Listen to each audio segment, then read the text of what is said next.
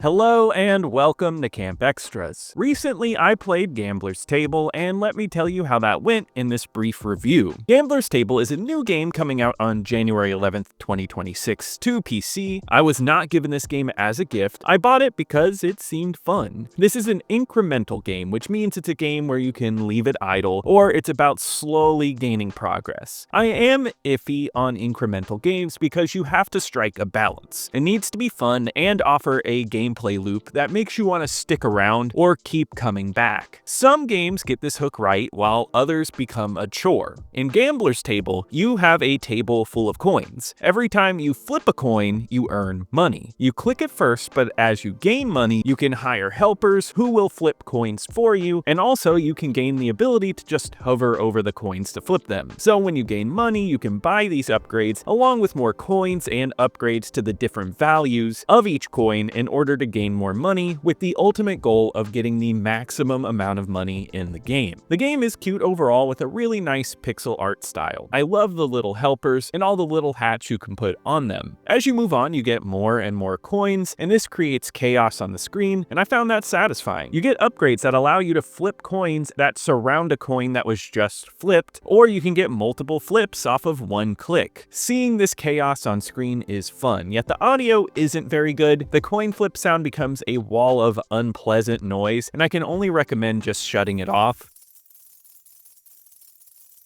The song in this game is good too. It's a nice chill loop, but there is no variety in that either, so once again, I would say shut it off after a little bit.